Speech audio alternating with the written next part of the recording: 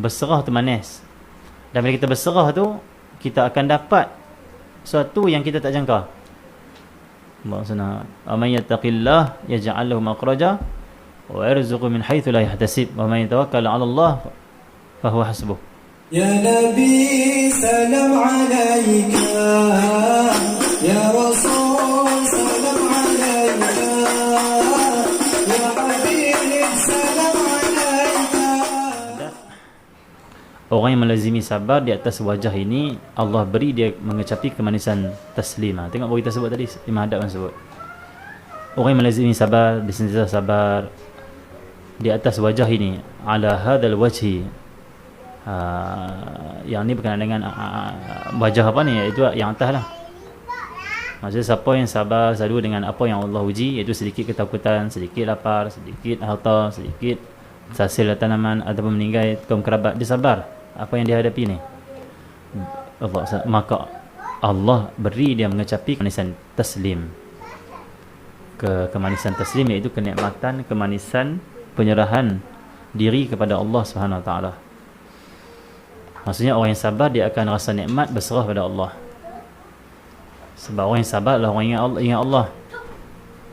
Orang yang tak sabar orang yang lupa Allah. Maksud senang. Orang yang sabar dia ingat Allah, dengan sabar dia itu maka dia akan berserah pada Allah. Kata, ya Allah, aku ni harta aku ni tahun ni sikit. Engkau dah kata dalam Quran engkau uji manusia harta sedikit. Ini daripada engkau. Tak apalah. Aku tahanlah ya Allah. Aku tak akan pergi curi barang orang. Aku tahan diriku daripada buat perniagaan-perniagaan diharamkan. Tahan, tu sabar, tahan. Maksudnya tetap di atas sabar, tetap di atas jalan Allah, taat pada Allah. Dan pada waktu itu dia sedar bahawasanya dia tak mampu untuk dapat harta yang banyak, tanaman yang elok. Dia tak mampu untuk menahan kematian saudaranya, ataupun dia tak mampu untuk tahan perasaan takut yang dalam hati dia kepada sesuatu, melainkan semuanya dia kena berserah pada Allah SWT. Akhirnya dia sedang aku tak mampu lah nak buat semua ni. Tengok Allah kata, kami uji engkau, kami nak uji kamu sedikitnya buah-buahan ataupun hasil tanaman. Allah SWT. Ada pekebun-kebun, petani-petani yang mereka ini Allah SWT boleh jadikan buah-buah terhasil. Dan boleh tak petani-petani ataupun orang yang terlibat dengan pertanian ni, cuk tanam ni, boleh tak dia Allah SWT jadikan berapa buah yang dia nak di atas pokok? Tak boleh. Tak mampu pun seorang peniaga ataupun seorang pekebun petani ni, dia ada kekuatan ataupun ada satu kemampuan untuk menetapkan satu pokok ni berapa buah yang dapat terhasil. Dia tak mampu. Contoh, dia tengok pokok rambutan dia. Dia kata aku nak rambutan ni ada buah 1000 biji. Mana boleh? Hanya tanam, jaga daripada ulat dan sebagainya, buah baja, lepas tu tak tahu apa buah nak tumbuh. Kalau sedikit, Allah tu sedikit hujan aku. Maka orang yang sedar semuanya daripada Allah, sikit banyak itu daripada Allah, maka dia akan berserah pada Allah SWT. Ya Allah, aku serahlah pada engkau, aku tak tahu sedikit ke banyak engkau nak naik ni. Sebab dalam Quran engkau kata engkau nak uji sedikit saja hasil tanaman ni. Tak tahu tahun ni mungkin sedikit ke, ataupun harta ni. Kita tak tahu kita ni orang yang berharta ke tak berharta. Allah Alam, tak tahu. Allah SWT. Kita ni harta kita banyak, mencukupi ke tak mencukupi, tak tahu, Allah Alam. Kerana Allah kata dia akan menguji hamba dia macam tu. Allah SWT. Maka hamba yang sabar, yang ingat Allah, dia dapat mengecapi kemanisan taslim. Allah beri dia kemanisan taslim. Siapa dia sabar, Allah beri sendiri pada dia taufik, pembukaan hati untuk dia menyerah pada Allah SWT. Maksudnya tanpa sabar tidak akan diserah pada Allah SWT. Jadi kita kena serah banyak dalam hidup kita ni. Kita tak serah semua, tak serah banyak. Kena serah, kena serah. Abang Fatimah, tu. Tu baik kat sana tu. Allah. Faham itu? Allah senang. Kita berserah. Jadi kita kena berserah. Kita ni fikir tak ke depan duit gaji banyak mana dapat duit? Fikir tak berserah itu. Fikir kawan. Fikir ke depan nanti gaji kita nak banyak mana, nak beli apa, kereta ke, motor ke, rumah nak duduk mana. Fikir tak serah lagi. Tak boleh fikir. Berserah sepenuhnya pada Allah. Ikutlah Allah. Kita fikir pun dapat banyak tu, tak fikir pun dapat banyak tu. Dia mesti dapat. Seperti kata Imam Haddad dalam qasidahnya, Allah senang, Allah senang, Allah senang, Allah senang. Alladhi, Allah senang. Alladhi alaika Allah senang. Alladhi qusim lak hasilan ladaik. Allah senang. Walladhi li ghairik la yasil ilaik. Alladhi qusim lak hasilan ladaik. Itu kita Imam Haddad. Alladhi li ghairik la yasil ilaik. Yang bukan kamu punya, orang lain punya, Allah senang. Allah senang. La yasil ilaik, tak akan sampai pada kamu, tak akan dapat pada kamu. Alladhi, Allah senang, Allah senang, Allah senang. Dan yang engkau punya pasti sampai kepada engkau. Alladhi li ghairik la yasil ilaik walladhi qusim lak. Walladhi qusim lak, yang telah dibahagikan kepada engkau, yang Allah telah bahagikan kepada engkau, Allah nak bagi kepada engkau, hasilan ladaik, akan datang dengan engkau. Apa yang kita risau? Berserah semuanya sepenuhnya pada Allah SWT. Siapa tak nak fikir pun, anak saya nak akan apa ke depan ke Allah. Serahlah, Allah dah bagi rezeki ke depan. Fikir-fikir, risau-risau ni lah menyebabkan hidup kita tekanan, tak ada kemanisan. Serah pada Allah. Hidup tak manis, serahlah pada Allah. Kita nak kahwin contoh, suami aku nanti kaya ke tak kaya tau, cukup tak duit nanti, tak usah serah semua. Walaupun suami kita yang nak kahwin tak ada kerja lagi, serah pada Allah SWT. Tak ada kerja pun boleh makan, tak mati pun. Makan sedap juga, berat makin naik akan turun pun. Mewah lah tu, Allah senang. Kalau miskin sangat ni, makin turun badan, kurus mati. Itu miskin lah tu. Jatuh tepi jalan, tak larat jalan, jatuh pingsan, tak ada makan. Itu miskin tu. Ni makin naik, makin pipi ni makin naik, badan makin naik, berat makin naik. Tu kaya lah tu, kaya raya lah tu. Allah senang. Jadi jangan pandang duit banyak tu kita senang, tak. Pandang kita ni hati tenang, hidup, boleh makan, sihat. Kaya lah tu Allah bagi. Syukurlah Allah bagi. Allah senang. Orang pernah tanya pada guru saya, dia kata dia tak kaya. Macam mana lah kata dia ni miskin, tak kacau orang ngaji lah, Fatimah, orang nak ngaji ni. Nanti kacau, ni kacau kau ngaji. Jadi Allah senang amat. Dia kata saya ni miskin, duit tak ada awal. Guru saya kata mana miskin, hang kaya. Dia kata pasal apa lah kaya, dia kata duit pun tak ada. Guru saya kata kalau lah orang minta nak beli mata hang jual berapa tak. Contohlah ada orang dia buta, ada orang tahu, doktor kata kalau nak mata hang elok balik kena beli mata orang. Doktor mai kita, doktor kata mau tak jual mata hang 2 biji. Nak jual apa? Fidas kalau orang nak beli mata Fidas nak jual apa? Tapi hidup buta, nak jual apa agak? 100,000 jual tak? Nak jual? Juta jual? Kau nak jual agak juta? Satu bilion orang jual? Nak hidup buta lah. Nanti anak dapat anak tak ada tengok anak macam mana. Muka dia tengok, mau hidup tu. Sama. Orang semua pilang kahwin tak ada tengok dia pergi mana. Dia rasa betul kan? Ada apa? Hidup. Jadi Allah senang amat. 1 juta pun tak jual, maksudnya mata kita ni lebih nilai daripada 1 juta. Takkan kita miskin, kita kaya lah. Nilai yang Allah beri sangat tinggi ni diri kita ni. Kereta kita, motor kita tu hanya harta yang sedikit. Harta yang banyak, harta yang bernilai tu apa dia? Diri kita tu, ruh kita, jasad kita. Yang ni boleh dekatkan diri dengan Allah. Yang ni boleh khidmat pada agama. Ini boleh jihad fi sabilillah, dapat syahid. Ini boleh jadi orang berilmu, sampaikan ilmu pada orang, dakwah ke jalan Allah. Diri kita bernilai. Allah senang. Kereta kita, motor kita, rumah kita tak boleh guna semuanya untuk jalan Allah. Nak guna kereta ke jalan Allah ni, naik dia sekali kena tinggal juga. Rumah ni kita duduk, kita keluar dah jalan Allah. Rumah tinggal dah. Diri kita tu lah yang paling bernilai sekali, yang sepenuhnya bersama kita, ruh kita bersama kita, yang sentiasa mendapat anugerah Allah, yang sentiasa boleh mendapat pahala setiap saat, boleh mendekatkan diri pada Allah setiap saat, dan dapat berjihad jalan Allah, dapat mati syahid, dapat kemuliaan syuhada. Syahid diri kita. Kereta kita tak syahid, rumah kita tak syahid pun, duit kita pun tak syahid dalam bank tu. Kan syahid diri kita. Syuhada ni mulia. Syuhada ni mulia. Allah senang. Kedudukan yang sangat mulia.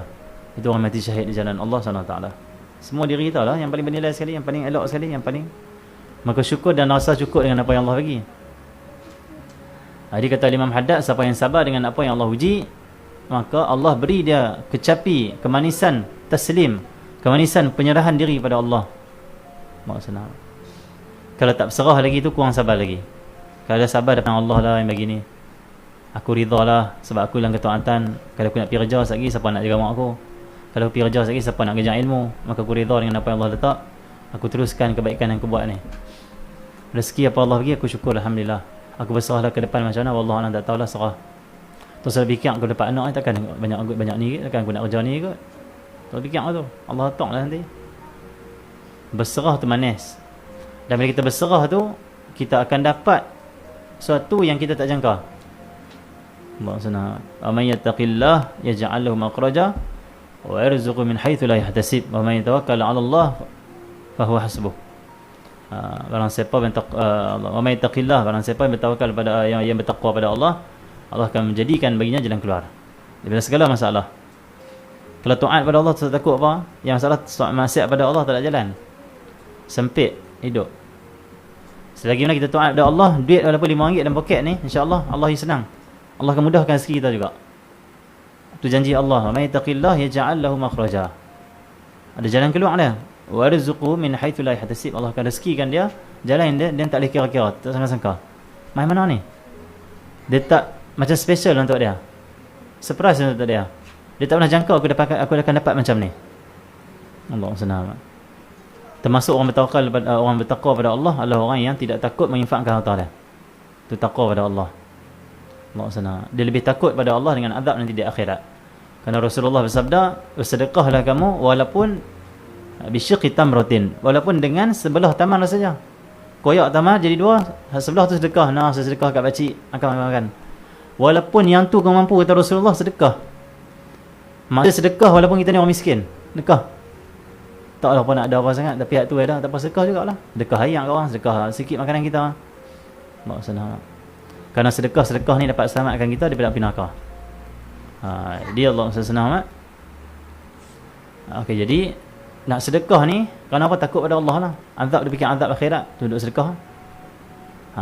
Orang sedekah pun, orang duduk sedekah ni, dia juga akan dapat rezeki yang dia tak sangka. Mana tak tahu. Maksudnya, hari ni tolong orang nak bagi 1,000 kat orang. Dia tak fikirlah esok dapat tak dapat itu ikut Allah, urusan Allah lah tu. Bukan kita sedekah sebab kita nak duit banyak. Kita sedekah ni sebab nak taat pada Allah, nak selamat di akhirat, nak ikut sunnah Rasulullah. Itu paling besar sekali. Adapun Allah bagi duit tak bagi duit balik, banyak tak banyak Allah ganda, itu ikut Allah lah itu. Bukan kita sedekah untuk nak duit, kita sedekah untuk nak ridha Allah. Itu betulnya. Cuma tambah-tambah ni, rezeki bertambah ni adalah janji Allah, janji Rasul. Tu janji. Tujuan misi Allah. Misi Allah bukan yang lain.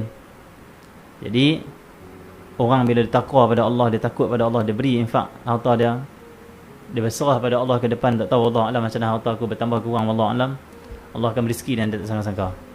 Rezeki akan sampai pada dia. Rezeki akan sampai. Dia macam tu.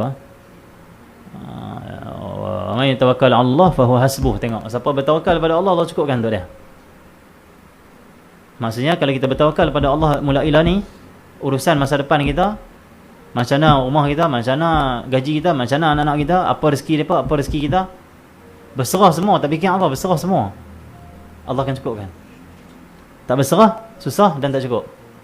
Sampailah kita berserah, baru Allah cukupkan. Allah didik kita, hamba dia iman.